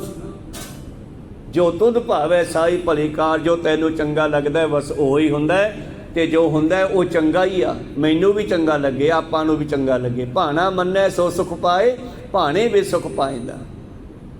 ਜੋ ਤੁਧ ਭਾਵੈ ਸਾਈ ਭਲੀ ਕਾਰ, ਤੂੰ ਸਦਾ ਸਲਾਮਤ ਨਿਰੰਕਾਰ। ਪ੍ਰੀਤਮ ਜੀ ਕਹਿੰਦੇ ਇਸੇ ਪਰਮੇਸ਼ਰ ਨੂੰ ਪਾਉਣ ਲਈ ਗੁਰ ਪ੍ਰਸਾਦ, ਗੁਰੂ ਦੀ ਲੋੜ ਹੈ। ਹੁਣ ਗੁਰੂ ਨਾਨਕ ਸਾਡੇ ਗੁਰੂ ਬਣੇ ਨੇ ਤੇ ਸਾਨੂੰ ਅੱਜ ਕਹਿੰਦੇ ਆ ਅਗਲੇ ਸ਼ਬਦ ਵਿੱਚ, ਜੈ ਘਰ ਕੀਰਤ ਆਖੀਐ ਸਿੱਖੋ। ਜਿਸ ਘਰ ਵਿੱਚ ਉਸ ਪਰਮੇਸ਼ਰ ਦੀ ਸਿਫਤ ਕੀਤੀ ਜਾ ਸਕਦੀ ਆ। ਕਰਤੇ ਕਾ ਹੋਏ ਵਿਚਾਰੋ। ਜਿਸ ਘਰ ਵਿੱਚ ਉਹਦੀ ਗੱਲਬਾਤ ਹੋ ਸਕਦੀ ਆ, ਸਤਸੰਗਤ ਹੋ ਸਕਦੀ ਆ। ਤਿਤ ਕਰ ਗਾਵੋ ਸੋਹਿਲਾ। ਤੁਸੀਂ ਕਿਉਂ ਨਹੀਂ ਉਸ ਘਰ ਵਿੱਚ ਉਹਦੇ ਗੀਤ ਗਾਉਂਦੇ? ਉਹ ਕਿਹੜਾ ਘਰ ਹੈ? ਪਸ਼ੂਆਂ ਵਾਲਾ ਕਿ ਪੰਛੀਆਂ ਵਾਲਾ? ਬਿਲਕੁਲ ਨਹੀਂ, ਆਹੀ ਆ। ਕਹੋ ਸਤਿਨਾਮ। ਮਨੁੱਖਾ ਜਾਮਾ ਇਸ ਘਰ ਨੂੰ ਕਿਹਾ, ਇਸ ਘਰ ਵਿੱਚ ਹੀ ਉਹਦੀ ਸਿਫਤ ਹੋ ਸਕਦੀ ਆ। ਤੇ ਜਾਂ ਫਿਰ ਸਤਸੰਗ ਘਰ ਦਰਬਾਰ ਸਾਹਿਬ ਇਹ ਉਹਦੀ ਸਤਸੰਗ ਵਾਸਤੇ ਬਣਾਇਆ। ਜੈ ਸਤਿਗੁਰੂ ਤੈ ਸਤਸੰਗਤ ਬਣਾਈ, ਜੈ ਸਤਿਗੁਰੂ ਤੈ ਕੇਵਲ ਹਰ ਕੀਰਤਨ ਗਾਈ। ਜਿੱਥੇ ਸਤਿਗੁਰੂ ਬਿਰਾਜਮਾਨ ਹੈ ਉੱਥੇ ਕੇਵਲ ਹਰੀ ਦੀ ਸਿਫਤ ਹੋਣੀ ਚਾਹੀਦੀ ਆ, ਹੋਰ ਨਹੀਂ ਕਿਸੇ ਦੀ। ਕਹੋ ਸਤਿਨਾਮ। ਜਾਂ ਫਿਰ ਹਰ ਕਾ ਸੇਵਕ ਸੋ ਹਰ ਜਿਹਾ। ਸ਼ਾਮ ਦਾ ਇਤਿਹਾਸ ਪੜ੍ਹਦੇ ਆ, ਜਿਹੜੇ ਉਹਦੇ ਵਿੱਚ ਇੱਕ ਮਿੱਕ ਹੋ ਗਏ ਉਹਨਾਂ ਦੀ ਗੱਲ ਕਰਦੇ ਆ। ਕਹੋ ਸਤਿਨਾਮ। ਜਾਂ ਉਹਦੀ ਜਾਂ ਉਹਦੇ ਪਿਆਰਿਆਂ ਦੀ, ਜਿਹੜੇ ਉਹਦੇ ਨਾਲ ਇੱਕਮਿਕ ਹੋ ਗਏ। ਹਰ ਕਾ ਸੇਵਕ ਸੋ ਹਰ ਜਿਹਾ, ਭੇਦ ਨਾ ਜਾਣੋ ਮਾਨਸ ਦੇ। ਖੈਰ, ਇਸ ਤਰ੍ਹਾਂ ਗੁਰੂ ਪਿਆਰਿਓ, ਸਤਿਗੁਰੂ ਪਾਤਸ਼ਾਹ ਜੀ ਕਹਿੰਦੇ ਆਓ ਸਿੱਖੋ, ਇਹ ਮਨੁੱਖਾ ਜੀਵਨ ਵਿੱਚ ਆਪਾਂ ਉਹਦੀ ਸਿਫਤ ਕਰੀਏ। ਇਹ ਸਿਫਤ ਕਰਨ ਵਾਸਤੇ ਮਿਲੇ ਆ। ਭਈ ਪ੍ਰਾਪਤ ਮਨੁੱਖ ਦੇ ਹੁਰੀਆ, ਗੋਬਿੰਦ ਮਿਲਨ ਕੀ ਇਹੋ ਤੇਰੀ ਬਰੀ। ਤੂੰ ਸੱਚਾ ਸਾਹਿਬ, ਸਿਫਤ ਸਵਾਲਿਓ, ਤੂੰ ਬੜਾ ਸੱਚਾ ਹੈ, ਤੇਰੀ ਸਿਫਤ ਬੜੀ ਸੁੰਦਰ ਹੈ। ਜਿਨ ਕੀਤੀ ਸੋ ਪਾਰ ਪਿਆ, ਉਹਨੂੰ ਸੰਸਾਰ ਸਮੁੰਦਰ ਚੋਂ ਕੱਢ ਲਿਆ। ਕੱਲ ਮੱਛੀ ਦੀ ਗੱਲ ਕੀਤੀ ਸੀ ਨਾ, ਮੱਛੀ ਵਰਗੇ ਗ੍ਰਸਤੀ ਹੈ। ਮੱਛੀ ਦਰਿਆ 'ਚ ਭੱਜੀ ਫਿਰਦੀ ਹੈ, ਆਪਾਂ ਸੰਸਾਰ 'ਚ ਭੱਜੇ ਫਿਰਦੇ ਹਾਂ। ਕੋਈ ਸਤਨਾਮ ਸੀ। ਮੱਛੀ ਕਦੇ ਇੱਧਰਲੇ ਕਿਨਾਰੇ ਆਉਂਦੀ ਆ, ਕਦੇ ਪਾਲੇ ਕਿਨਾਰੇ ਜਾਂਦੀ ਆ, ਚੱਟਦੀ ਫਿਰਦੀ ਆ। ਤੇ ਬੰਦਾ ਹੀ ਭੱਜਿਆ ਫਿਰਦਾ, ਖਬਰਾਂ ਇੱਥੋਂ ਮਿਲ ਜੇ, ਖਬਰਾਂ ਇੱਥੋਂ ਮਿਲ ਜੇ, ਖਬਰਾਂ ਇੱਥੋਂ ਮਿਲ ਜੇ। ਕੋਈ ਸਤਨਾਮ। ਟਿਕਦਾ ਨਹੀਂ। ਜਿਵੇਂ ਮੱਛੀ ਨਹੀਂ ਟਿਕਦੀ, ਐਵੇਂ ਬੰਦਾ ਨਹੀਂ ਟਿਕਦਾ। ਜਿਵੇਂ ਮੱਛੀ ਜਾਲ 'ਚ ਫਸ ਜਾਂਦੀ ਹੈ, ਐਂ ਬੰਦਾ ਫਸ ਜਾਂਦਾ ਮੁੜ ਕੇ। ਕੋਈ ਸਤਨਾਮ ਸੀ। ਇਸ ਕਰਕੇ ਸਤਿਗੁਰਾਂ ਨੇ ਕੱਲ੍ਹ ਦੱਸਿਆ ਸੀਗਾ, ਮਛਲੀ ਹੋਵਾਂ ਜਲ ਵਸਨ, ਤਾਂ ਗ੍ਰਸਤੀ ਜੀਵਨ ਮੱਛੀ ਵਰਗਾ ਹੈ। ਪਰ ਬਾਬਾ ਜੀ ਕਹਿੰਦੇ ਜੇ ਤੂੰ ਟਿਕ ਜੇ ਤਾਂ ਘੱਟੋ ਘੱਟ ਕੁੰਡੀ 'ਚ ਨਾ ਫਸੇ, ਜਾਲ 'ਚ ਨਾ ਫਸੇ। ਟਿਕਦਾ ਨਹੀਂ ਨਾ। ਮੱਛੀ ਦੀ ਨਹੀਂ ਭਟਕ ਰਿਹਾ, ਭੱਜ ਰਿਹਾ, ਤੇ ਕਿਤੇ ਨਾ ਕਿਤੇ ਠੱਗਾਂ ਦੇ ਢਹੇ ਚੜ੍ਹ ਜਾਂਦਾ। ਕੋਈ ਸਤਨਾਮ ਸੀ। ਫਸ ਜਾਂਦਾ, ਕਾਲ ਦੇ ਜਾਲ 'ਚ ਫਸ ਜਾਂਦਾ, ਫਿਰ ਮਰ ਜਾਂਦਾ। ਜਦੋਂ ਫਿਰ ਕਾਲ ਦੇ ਹੱਥ ਫਿਰ ਚਲਿਆ ਜਾਂਦਾ, ਮੈਂ ਤਾਂ ਬੱਚੇ ਪਾਲਨੇ ਸੀ, ਕਹਿੰਦੇ ਸੂਰ ਬਣ ਜਾ। ਤੁਰਿਆ ਫਿਰ ਮਰਦਾ ਹੋਇਆ ਅਕਾਲ ਨੂੰ ਯਾਦ ਕਰੇ ਤੇ ਕਾਲ ਦੇ ਪੰਜੇ 'ਚੋਂ ਨਿਕਲੇ। ਕੋਈ ਸਤਨਾਮ ਸੀ। ਅਕਾਲ ਨੂੰ ਯਾਦ ਨਹੀਂ ਕਰਦਾ ਤਾਂ ਤੇ ਆਓ ਇਹ ਮਾਨਸ ਜਾਮਾ ਜਿਹੜਾ ਮਿਲਿਆ ਪਰਮੇਸ਼ਰ ਦੀ ਸਿਫਤ ਸਲਾਹ ਲਈ ਮਿਲਿਆ। ਔਰ ਇਸ ਦੀ ਉਥਾਨਕਾ ਇਸ ਤਰ੍ਹਾਂ ਹੈ, ਕਹਿੰਦੇ ਧੰਨ ਗੁਰੂ ਨਾਨਕ ਦੇਵ ਜੀ ਧਰਮਸ਼ਾਲਾ ਕਰਤਾਰਪੁਰ ਸਾਹਿਬ ਵਿੱਚ ਆਰਾਮ ਕਰ ਰਹੇ ਆ ਪਲੰਘੇ 'ਤੇ। ਦੁਪਹਿਰ ਦਾ ਸਮਾਂ ਹੈ ਔਰ ਲਹਿਣਾ ਜੀ ਉਹਨਾਂ ਦੇ ਸੇਵਕ ਉਹਨਾਂ ਦੀ ਮੁੱਠੀ ਚਾਪੀ ਕਰ ਰਹੇ ਹੈ, ਚਰਨ ਘੁੱਟ ਰਹੇ ਹੈ। ਅਚਾਨਚੱਕ ਲਹਿਣਾ ਜੀ ਦੇਖਦੇ ਹੈ ਕਿ ਪਾਤਸ਼ਾਹ ਜੀ ਦੇ ਗੋਡੇ ਤੋਂ ਹੇਠਾਂ ਪੈਰ ਦੇ ਵਿਚਾਲੇ ਪਿੰਜਰੀ ਤੇ ਝਰੀਟਾਂ ਜੀਆਂ ਪੈ ਗਈਆਂ, ਜਿਵੇਂ ਕੰਡਿਆਂ ਵੀ ਦੀ ਟੱਪਿਆ ਹੋਵੇ ਕੋਈ। ਕਹੋ ਸਤਨਾਮ ਸੀ। ਔਰ ਕੁਝ ਮਾੜਾ ਮਾੜਾ ਖੂਨ ਜਾ ਸਿਮਿਆ। ਗੁਰੂ ਅੰਗਦ ਦੇਵ ਜੀ ਜੋ ਬਣੇ ਆ ਗੁਰਤਾ ਗੱਦੀ ਤੇ ਬੈਠਣ ਵੇਲੇ, ਪਹਿਲਾ ਨਾਮ ਉਹਨਾਂ ਦਾ ਲਹਿਣਾ ਜੀ ਹੈ। ਤਾਂ ਲਹਿਣਾ ਜੀ ਕਹਿੰਦੇ ਮਹਾਰਾਜ ਤੁਸੀਂ ਅੱਜ ਖੇਤਾਂ ਕੰਨੀ ਤਾਂ ਗਏ ਨਹੀਂ? ਕਹਿੰਦੇ ਨਹੀਂ ਗਿਆ। ਫਿਰ ਤੁਹਾਡੇ ਚਰਨਾਂ ਦੇ ਉੱਤੇ ਇਹ ਝਰੀਟਾਂ ਕਾਹਦੀਆਂ ਵੱਜੀਆਂ ਕੰਡਿਆਂ ਜੀਆਂ ਦੀਆਂ? ਕਹਿੰਦੇ ਬਸ ਪੁੱਛਣਾ। ਨਹੀਂ ਮਹਾਰਾਜ ਦੱਸੋ। ਕਹਿੰਦੇ ਫਿਰ ਚੰਗਾ ਕੰਮ ਕਰ, ਜਾ ਖੇਤਾਂ ਵੱਲ। ਉੱਥੇ ਇੱਕ ਨਾ ਫਿਰਦਾ ਬੱਕਰੀਆਂ ਚਾਰਦਾ, ਉਹਨੂੰ ਸੱਦ ਕੇ ਲਿਆ ਜਾ ਕੇ। ਕਹੋ ਸਤਨਾਮ ਸੀ। ਭਾਈ ਲਹਿਣਾ ਜੀ ਖੇਤਾਂ ਵੱਲ ਗਏ, ਇੱਕ ਬੱਕਰੀਆਂ ਵਾਲਾ ਫਿਰਦਾ ਸੀਗਾ। ਉਹ ਭਾਈ ਤੈਨੂੰ ਗੁਰੂ ਸਾਹਿਬ ਨੇ ਬੁਲਾਇਆ, ਸੱਦ ਲਿਆਂਦਾ। ਮਹਾਰਾਜ ਕਹਿੰਦੇ ਆ ਸਿੱਖਾ, ਤੂੰ ਬਾਣੀ ਤਾਂ ਬਹੁਤ ਵਧੀਆ ਪੜ੍ਹ ਰਿਹਾ ਸੀਗਾ, ਤੂੰ ਇੰਨੇ ਪਿਆਰ 'ਚ ਬਾਣੀ ਗਾ ਰਿਹਾ ਸੀਗਾ ਔਰ ਮੈਨੂੰ ਸੁਣਨ ਵਾਸਤੇ ਤੇਰੇ ਕੋਲ ਹੀ ਆਉਣਾ ਪਿਆ। ਕੋਈ ਸਤਨਾਮ। ਕਿ ਗੁਰੂ ਦਾ ਸੁਭਾਅ ਹੈ ਨਾ, ਇਹ ਗੁਰੂ ਬਾਣੀ ਨੂੰ ਪਿਆਰ ਕਰਦਾ ਹੈ।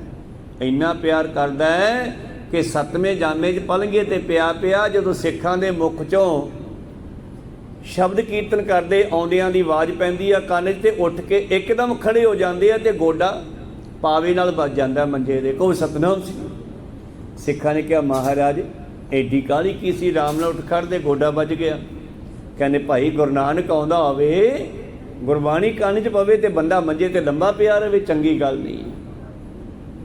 ਉਹ ਸਿੱਖ ਆ ਰਹੇ ਸੀਗੇ ਧਾਰਨਾ ਗਾਉਂਦੇ ਹੋਏ, ਬਾਣੀ ਦੀਆਂ ਦੋਹਰੇ ਸ਼ਬਦ ਗਾਉਂਦੇ, ਫਿਰ ਮੈਂ ਲੰਬਾ ਕਿਵੇਂ ਪੈ ਜਾਂਦਾ? ਸਿੱਖ ਕਹਿੰਦੇ ਜੀ ਤੁਹਾਡੀ ਬਾਣੀ ਆ। ਕਹਿੰਦੇ ਮੇਰੀ ਬਾਣੀ ਨਹੀਂ, ਇਹ ਬਾਣੀ ਅਕਾਲ ਪੁਰਖ ਦੀ ਆ, ਮੈਂ ਤਾਂ ਉਹਨੂੰ ਪ੍ਰਗਟ ਕਰਨ ਵਾਸਤੇ ਆਇਆ। ਕੋਈ ਸਤਨਾਮ ਸੀ। ਬਾਹੋ ਬਾਹੋ ਬਾਣੀ ਨਿਰੰਕਾਰ ਹੈ, ਅਕਾਲ ਪੁਰਖ ਦੀ ਬਾਣੀ ਹੀ ਨਹੀਂ, ਇਹ ਬਾਣੀ ਅਕਾਲ ਪੁਰਖ ਹੈ। ਕਹੋ ਸਤਨਾਮ ਸ੍ਰੀ। ਜਿਨ ਪੈ ਅਦਬ ਨ ਬਾਣੀ ਧਾਰਾ, ਸੋ ਸਿੱਖ ਜਾਣੋ ਨਾਹੀਂ ਅਮਾਰਾ। ਉਹ ਮੇਰਾ ਸਿੱਖ ਨਹੀਂ ਹੈ ਜਿਹੜਾ ਬਾਣੀ ਦਾ ਸਤਿਕਾਰ ਨਹੀਂ ਕਰਦਾ। ਇਹ ਬਾਣੀ ਮਹਾਂਪੁਰਖ ਕੀ ਨਿਜ ਕਰ ਵਾਸਾ ਹੋਏ, ਬਾਣੀ ਬਿਰਲੋ ਵਿਚਾਰ ਸੀ ਜੇ ਕੋ ਗੁਰਮੁਖ ਹੋਏ। ਇਹ ਬਾਣੀ ਦੀ ਉਹਨੂੰ ਸਮਝ ਆਉਂਦੀ ਹੈ ਜਿਹੜਾ ਗੁਰਮੁਖ ਭਾਵ ਗੁਰੂ ਵਾਲਾ ਬਣੇਗਾ। ਗੁਰੂ ਵਾਲਾ ਬਣ ਕੇ ਹੀ ਇਹ ਬਾਣੀ ਰਸਤਾ ਦਿੰਦੀ ਹੈ ਸਾਨੂੰ।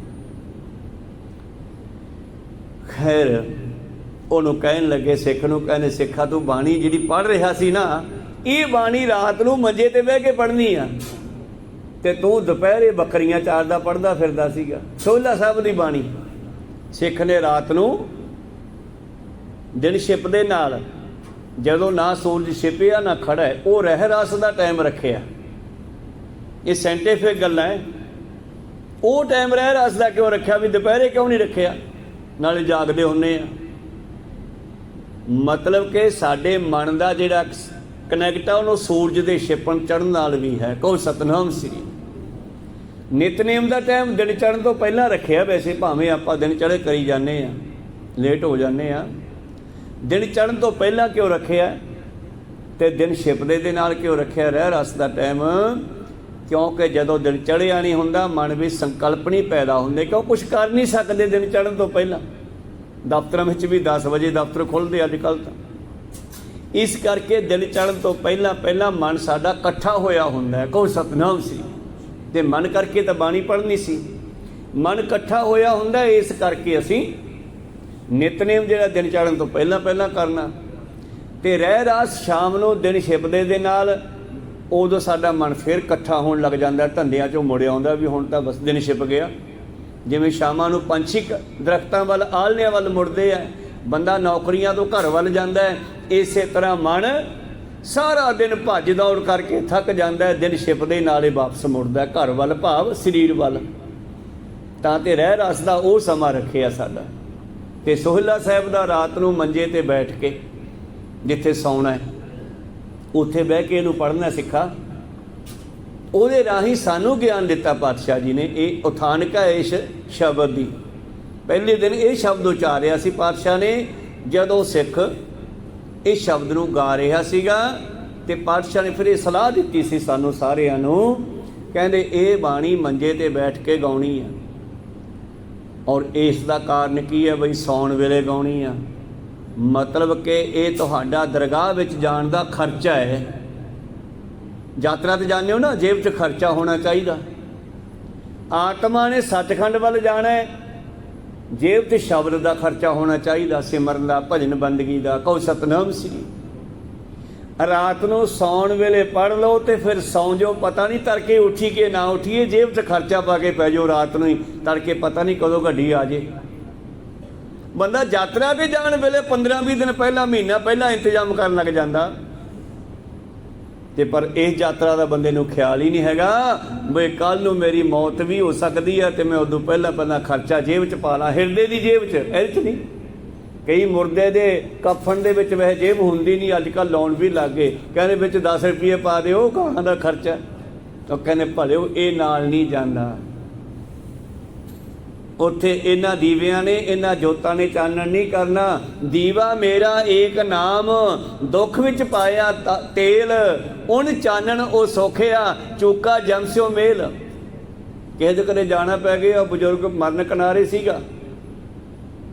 ਬਾਬਾ ਜੀ ਨੂੰ ਪਾਠ ਸੁਣਾ ਦਿਓ। ਮੈਂ ਪਾਠ ਸੁਣਾਉਣ ਲੱਗ ਪਿਆ, ਉਹ ਥਾਲੀ ਵਿੱਚ ਦੀਵਾ ਜਗਾ ਕੇ ਚੱਕ ਲਿਆਏ। ਮੈਂ ਕਿਹਾ ਵੀ ਆਹ ਕਾਹਦੇ ਵਾਸਤੇ ਆ? ਕਹਿੰਦਾ ਵੀ ਜੇ ਮਰ ਗਿਆ ਤੇ ਫਿਰ ਗਾਂ ਚਾਨਣ ਕਰੂਗਾ। ਮੈਂ ਕਿਹਾ ਇਹ ਤਾਂ ਜਾਂਦਾ ਹੀ ਨਹੀਂ ਗਾ, ਇਹ ਤਾਂ ਬਾਡੀ ਵੀ ਇੱਥੇ ਰਹਿ ਗਈ ਵੇਖਣ ਵਾਲੀ, ਤੇ ਇਹ ਵੀ ਦੀਵਾ ਵੀ ਇੱਥੇ ਰਹਿ ਗਿਆ। ਐਸੀ ਹੀ ਘਟਨਾ ਕਿਤੇ ਬਾਬੇ ਨਾਨਕ ਸਮੇਂ ਘਟੀ ਆ। ਤੇ ਪਾਤਸ਼ਾਹ ਕਹਿੰਦੇ ਨਹੀਂ, ਇਹ ਦੀਵਾ ਨਾਲ ਜਾਣ ਵਾਲਾ ਨਹੀਂ, ਦੀਵਾ ਪਰਮੇਸ਼ਰ ਦਾ ਨਾਮ, ਜਿਹੜਾ ਬੰਦੇ ਨੂੰ ਜਿਉਂਦੇ ਨੂੰ ਵੀ ਚਾਨਣ ਕਰਦਾ, ਮਰਨ ਤੋਂ ਬਾਅਦ ਵੀ ਸੰਭਾਲਦਾ। ਨਾਨਕ ਕੱਚੜਿਆਂ ਸਿਓ ਤੋੜ, ਢੂੰਡ ਸੱਜਣ ਸੰਤ ਪੱਕਿਆ, ਓਏ ਜੀਵੰਦੇ ਵਿਛੜੇ, ਓਏ ਮੋਇਆ ਨਾ ਜਾਹੀ ਛੋੜ। ਇਹ ਮਰਨ ਤੋਂ ਬਾਅਦ ਵੀ ਸੰਭਾਲਦਾ। ਇਹ ਤਾਂ ਜਿਉਂਦਿਆਂ ਨੂੰ ਛੱਡ ਜਾਂਦੇ ਆ। ਕਰੋਨਾ ਵੇਲੇ ਬਥੇਰੇ ਛੱਡ ਗਏ, ਡਰਦੇ ਹੋਏ ਵੀ ਕਿਤੇ ਸਾਨੂੰ ਕਰੋਨਾ ਨਾ ਹੋ ਜਾਏ। ਕਹੋ ਸਤਨਾਮ ਸੀ।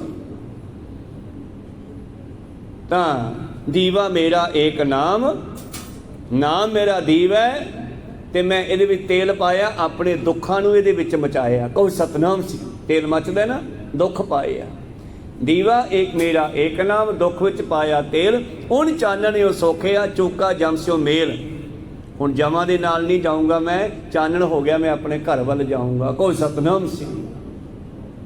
ਤਾਂ ਸੋਹਿਲਾ ਸ਼ਬਦ ਦਾ ਜਿਹੜੀ ਬਾਣੀ ਹੈ, ਇਹ ਪਾਤਸ਼ਾਹ ਉਹ ਸਿੱਖ ਦੇ ਰਾਹੀਂ ਸਮਝਾਉਂਦੇ ਆ, ਸਿੱਖਾ ਇਹਨੂੰ ਬੱਕਰੀਆਂ ਚਾਰਦਾ ਤੁਰਦਾ ਫਿਰਦਾ ਦੁਪਹਿਰੇ ਨਾ ਪੜ੍ਹਿਆ ਕਰ। ਰਾਤ ਨੂੰ ਸੌਣ ਵੇਲੇ ਹੱਥ ਮੂੰਹ ਧੋ ਕੇ, ਸਿਰਹਾਣੇ ਕੰਨੀ ਮੂੰਹ ਕਰਕੇ ਆਪਣੇ ਮੰਜੇ ਤੇ ਬੈਠ ਕੇ ਪੜ੍ਹ ਕੇ ਸੌਂ ਜਿਆ ਕਰੋ। ਕੋ ਸਤਨਾਮ। ਪਤਾ ਨਹੀਂ ਤੜਕੇ ਉੱਠੀਏ ਕਿ ਨਾ ਉੱਠੀਏ, ਤੁਹਾਨੂੰ ਪਤਾ ਸੀ ਤੜਕੇ ਉੱਠ ਖੜਾਂਗੇ, ਇਹ ਤਾਂ ਉਹਦੀ ਮਿਹਰ ਆ, ਦੁਬਾਰੇ ਜਗਾਤਾ ਆਪਾਂ ਨੂੰ। ਤਾਂ ਕਿ ਅਰਦਾਸ ਕਰਦੇ ਆ, ਅੰਮ੍ਰਿਤ ਵੇਲੇ ਦੇ ਜਾਗਣੇ ਬਖਸ਼ੇ ਮਹਾਰਾਜ, ਤੇ ਕਈ ਰਾਤ ਵੀ ਸੁੱਤੇ ਰਹਿ ਗਏ ਹੋਣਗੇ। ਕਹੋ ਸਤਨਾਮ ਸੀ, ਕਿਉਂਕਿ ਵਰਲਡ ਬਹੁਤ ਵੱਡਾ ਹੈ ਨਾ, ਹਰ ਮਿੰਟ ਦੇ ਵਿੱਚ ਬਹੁਤ ਮਰਦੇ ਆ ਤੇ ਬਹੁਤ ਜੰਮਦੇ ਆ। ਕਹੋ ਸਤਨਾਮ ਸ੍ਰੀ। ਇਸ ਕਰਕੇ ਬਾਬਾ ਜੀ ਕਹਿੰਦੇ ਸਿੱਖਾ, ਇਹ ਬਾਣੀ ਰਾਤ ਨੂੰ ਪੜ੍ਹਨ ਵਾਲੀ ਹੈ, ਤੇ ਪਾਤਸ਼ਾਹ ਨੇ ਸਾਡਾ ਰਾਤ ਨੂੰ ਸੌਣ ਵੇਲੇ ਦਾ ਨਿਤਨੇਮ ਬਣਾਇਆ। ਸੋਹਲਾ ਸਾਹਿਬ ਜੀ ਨੂੰ ਅੱਗੇ ਜਾ ਕੇ ਪੰਜਵੇਂ ਪਾਤਸ਼ਾਹ ਜੀ ਨੇ ਫਿਰ 5-7 ਸ਼ਬਦ ਜੋੜ ਕੇ ਸੋਹਲਾ ਸਾਹਿਬ ਦੀ ਬਾਣੀ ਬਣਾਤੀ, ਜੋ ਗੁਰਬਾਣੀ ਦੇ ਆਰੰਭ ਦੇ ਵਿੱਚ ਜਪਜੀ ਸਾਹਿਬ, ਰਹਿਰਾਸ ਸਾਹਿਬ ਤੇ ਸੋਹਲਾ ਸਾਹਿਬ ਇਹ ਨਿਤਨੇਮ ਦੀਆਂ ਬਾਣੀਆਂ ਸੀ। ਅੱਗੇ ਚੱਲ ਕੇ ਫਿਰ ਇਹਦੇ ਵਿੱਚ 10ਵੇਂ ਪਾਤਸ਼ਾਹ ਜੀ ਤੋਂ ਬਾਅਦ ਚੌਪਈ ਸਾਹਿਬ ਵੀ ਜੋੜ ਲਈ ਆਪਾਂ, ਇਹ ਵੀ ਸ਼ਬਦ ਨਾਲ ਜੋੜ ਦਿੱਤੇ। ਤਾਂ ਖੈਰ ਅੱਗੇ ਚੱਲੀਏ। ਪ੍ਰੀਤਮ ਜੀ ਕਹਿੰਦੇ ਆਓ ਸਿੱਖੋ, ਇਸ ਘਰ ਦੇ ਵਿੱਚ ਹੀ ਉਹਦੀ ਸਿਫਤ ਹੋ ਸਕਦੀ ਆ। ਜੈ ਘਰ ਕੀਰਤ ਆਖੀਐ ਕਰਤੇ ਕਾ ਹੋਏ ਵਿਚਾਰੋ। ਜਿਸ ਘਰ ਵਿੱਚ ਪਰਮੇਸ਼ਰ ਦੀ ਸਿਫਤ ਹੋ ਸਕਦੀ ਆ, ਪਰਮੇਸ਼ਰ ਦੀ ਗੱਲਬਾਤ ਹੋ ਸਕਦੀ ਆ, ਫਿਰ ਕਿਉਂ ਨਹੀਂ ਕਰਦੇ। ਤਿਤ ਘਰ ਗਾਵੋ ਸੋਹਿਲਾ, ਉਸ ਘਰ ਦੇ ਵਿੱਚ ਪਰਮੇਸ਼ਰ ਦੇ ਗੀਤ ਗਾਉਣੇ ਚਾਹੀਦੇ ਆ। ਸੋਹਿਲਾ ਗੀਤ ਤਾਂ ਦੁਨੀਆ ਗਾਉਂਦੀ ਆ, ਪਰ ਉਹ ਗਾਉਂਦੀ ਆ ਜਿਹੜੇ ਮਨੁੱਖ ਨੂੰ ਵਿਸ਼ੇ ਵਿਕਾਰਾਂ ਭਟਕਣਾ ਵਿੱਚ ਲੈ ਕੇ ਜਾਂਦੇ ਆ। ਇਹ ਗੀਤ ਗਾਓਗੇ ਤੇ ਸ਼ਾਂਤੀ ਵਿੱਚ ਲੈ ਕੇ ਜਾਣ ਵਾਲਾ ਹੈ। ਕਹੋ ਸਤਨਾਮ ਸ੍ਰੀ।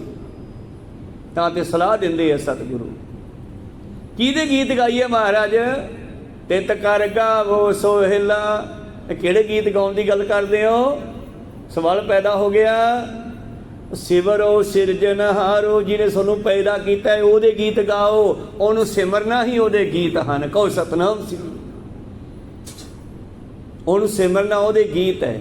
ਆਪਾਂ ਇਸ ਬਾਣੀ ਨੂੰ ਸਾਜ਼ਾਂ ਰਾਹੀਂ ਵੀ ਗਾ ਰਹੇ ਹਾਂ ਔਰ ਕਥਾ ਰਾਹੀਂ ਵੀ, ਇਹ ਉਹਦੀ ਸਿਫਤ ਹੀ ਕਰ ਰਹੇ ਹਾਂ। ਜਿਵੇਂ ਮਰਜ਼ੀ ਕਰ ਲਓ, ਤੇ ਸਾਜ਼ਾਂ ਰਾਹੀਂ ਕਰ ਲਓ, ਚਾਹੇ ਜਾਪ ਸਾਹਿਬ ਪੜ੍ਹਦੇ ਹੋ ਉਦੋਂ ਵੀ ਉਹਦੀ ਸਿਫਤ ਹੋ ਰਹੀ ਹੈ, ਨਿਤਨੇਮ ਕਰਦਿਆਂ ਵੀ ਉਹਦੀ ਸਿਫਤ ਹੈ, ਕਥਾ ਕੀਰਤਨ ਕਰਦਿਆਂ ਵੀ ਉਹਦੀ ਸਿਫਤ ਹੈ। ਉਹਦੀ ਸਿਫਤ ਕਰੋ। ਗੱਲ ਪਾਤਸ਼ਾਹ ਨੇ ਕੱਚੀ ਨਹੀਂ ਛੱਡੀ ਕੋਈ, ਕਿ ਸਿੱਖ ਦਾ ਭੁਲੇਖਾ ਰਹਿ ਜਾਵੇ ਕਿਤੇ। ਭੁਲੇਖਾ ਪਾਉਣ ਦੀ ਕੋਸ਼ਿਸ਼ ਸੰਸਾਰੀ ਲੋਕਾਂ ਨੇ ਬਹੁਤ ਕੀਤੀ। ਭਾਈ ਗੁਰਦਾਸ ਜੀ ਕਹਿੰਦੇ ਗੁਰੂ ਅਰਜਨ ਦੇਵ ਮਹਾਰਾਜ ਜੀ, ਦੁਨੀਆ ਨੂੰ ਭੁਲੇਖਾ ਪੈ ਜਾਣਾ ਕਾਹਦਾ। ਮਹਾਰਾਜ ਕੁਝ ਐਸੇ ਲੋਕ ਪੈਦਾ ਹੋ ਗਏ ਜਿਹੜੇ ਆਪਣੀ ਮਨਮਤ ਦੇ ਸ਼ਬਦ ਲਿਖ ਕੇ ਥੱਲੇ ਨਾਨਕ ਲਿਖ ਦਿੰਦੇ ਆ, ਤੇ ਲਿਖ ਕਾਪੀਆਂ ਧਰੀ ਜਾਂਦੇ ਆ, ਤੇ ਕੱਲ ਨੂੰ ਸਿੱਖਾਂ ਨੂੰ ਭੁਲੇਖਾ ਪੈ ਜਾਊ ਵੀ ਅਸਲੀ ਬਾਣੀ ਕਿਹੜੀ ਆ, ਆ ਹੈ ਕਿ ਆ ਹੈ। ਕਹੋ ਸਤਨਾਮ ਸੀ। ਰਲਾ ਹੋ ਜੂ, ਮਿਲਾਵਟ ਹੋ ਜੂਗੀ। ਕੌਣ ਕਰਦਾ ਕੰਮ ਇਹ। ਮਿਹਰਬਾਨ ਪੁੱਤਰ ਪ੍ਰਿਥੀਏ ਦਾ, ਤਿਨ ਪੀ ਬਾਣੀ ਬਹੁਤ ਬਣਾਈ, ਭੋਗ ਸ਼੍ਰੀ ਨਾਨਕ ਕਾ ਪਾਈ। ਆ ਮਿਹਰਬਾਨ ਜਿਹੜਾ ਹੈ ਉਹ ਰੀਸ ਕਰਦਾ ਤੁਹਾਡੀ। ਰੀਸਾਂ ਕਰੇ ਤਨਾੜੀਆਂ ਜੋ ਸੇਵਾ ਦਰ ਖੜੀਆਂ। ਅੱਛਾ, ਫਿਰ ਤਾਂ ਕੁਛ ਕਰਨਾ ਹੀ ਪੈਣਾ। ਐਂ ਕਰੋ ਭਾਈ ਸਾਹਿਬ, ਗੋਇੰਦਵਾਲ ਸਾਹਿਬ 4 ਪੋਥੀਆਂ ਪਈਆਂ ਬਾਬੇ ਨਾਨਕ ਤੋਂ ਲੈ ਕੇ ਅੱਜ ਤੱਕ ਦੀ ਬਾਣੀ ਦੀਆਂ, ਉਹ ਲੈ ਕੇ ਆਉਣੀਆਂ। ਭਾਈ ਗੁਰਦਾਸ ਜੀ ਕਹਿੰਦੇ ਮੈਂ ਲੈ ਕੇ ਆਵਾਂ ਜੀ। ਕਹਿੰਦੇ ਚੱਲੇ ਆ। ਭਾਈ ਗੁਰਦਾਸ ਜੀ ਲੈਣ ਗਏ ਬਾਬਾ ਮੋਹਨ ਜੀ ਦੇ ਕੋਲੋਂ ਪੋਥੀਆਂ। ਗੁਰੂ ਅਮਰਦਾਸ ਜੀ ਡਿਊਟੀ ਲਾ ਗਏ, ਬਈ ਪੁੱਤਰਾ ਇਹ ਪੋਥੀਆਂ ਸਾਂਭ ਕੇ ਰੱਖੀ, ਜਦੋਂ ਰਾਮਦਾਸ ਦਾ ਪੁੱਤਰ ਆਵੇਗਾ ਤੇਰੇ ਕੋਲੇ ਲੈਣ ਵਾਸਤੇ, ਇਹ ਉਹਨੂੰ ਦੇਣੀਆਂ। ਭਾਈ ਗੁਰਦਾਸ ਜੀ ਗਏ, ਚਵਾਰੇ 'ਚ ਬੈਠੇ ਆ, ਮੋਹਨ ਜੀ ਚੌਂਕੜਾ ਲਾ ਕੇ ਸਹਿਜ ਵਿੱਚ ਬੈਠੇ ਆ, ਮਸਤੀ 'ਚ ਬੈਠੇ ਆ। ਗੇਟ ਖੋਲ੍ਹਿਆ, ਅੰਦਰ ਗਏ, ਹਿਲਾਉਣਾ ਸ਼ੁਰੂ ਕੀਤਾ। ਬਾਬਾ ਜੀ ਬਾਬਾ ਜੀ। ਭਾਈ ਮੋਹਰੀ ਜੀ ਥੱਲੇ ਬੈਠੇ, ਭੱਜੇ ਗਏ ਉੱਪਰ, ਕਹਿੰਦੇ ਠਹਿਰੋ ਠਹਿਰੋ ਮਾਮਾ ਜੀ ਠਹਿਰੋ। ਗੁਰੂ ਅਰਜਨ ਦੇਵ ਜੀ ਦੇ ਭਾਈ ਗੁਰਦਾਸ ਜੀ ਮਾਮਾ ਜੀ ਵੀ ਲੱਗਦੇ ਆ। ਕਹੋ ਸਤਨਾਮ ਸ੍ਰੀ। ਤਾਂ ਗੁਰੂ ਅਮਰਦਾਸ ਜੀ ਦੇ ਸੁਪੁੱਤਰ ਭਾਈ ਮੋਹਰੀ ਭੱਜ ਕੇ ਉੱਪਰ, ਭਾਈ ਸਾਹਿਬ ਠਹਿਰੋ, ਹਿਲਾਓ ਨਾ ਇਹਨਾਂ ਨੂੰ, ਕਿਤੇ ਐਸਾ ਨਾ ਹੋਵੇ ਧਿਆਨ ਖੋਲ ਕੇ ਜੋ ਮੂੰਹ ਚੋਂ ਕੱਢਤਾ ਫਿਰ ਤੀਰ ਤਾਂ ਰੁਕ ਜੇ, ਇਹ ਨਹੀਂ ਰੁਕਦਾ। ਕਹੋ ਸਤਨਾਮ ਸ੍ਰੀ। ਕੀ ਚਾਹੀਦਾ। ਕਹਿੰਦੇ ਮੈਂ ਉਹ ਪੋਥੀਆਂ ਲੈ ਕੇ ਜਾਣੀਆਂ, ਇਹਨਾਂ ਦੀ ਆਗਿਆ ਤੋਂ ਬਿਨਾਂ ਲਿਜਾ ਨਹੀਂ ਸਕਦਾ।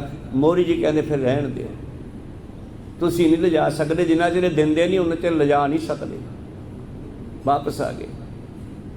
बाबा बुढ़ा जी गए, वो भी वापस मुड़े आए, कहते जी नहीं वो तो समाधि जो नहीं उठता गा, ऐसी मस्ती च बैठा। गुरु अर्जन देव जी आप गए जथा लेके, नाल अपना साज रखिया हुआ है सरंदा, तंबूरा, दो तारा, तारा वाले साज होंगे ज़्यादा उदों, और चुबारे के बाहरले पासे गली दे विच डालिया, दरी बिछा ली, संगतां बह गई और सजाज साज बजा के शुरू करता। मोहन तेरे उच्चे मंदिर महल चुबारे, मोहन बाबे का नाम भी है कि ये शब्द मोहन परमेश्वर नूं संबोधन भी है तो बाबे मोहन नूं भी संबोधन है। कहो सतनाम श्री।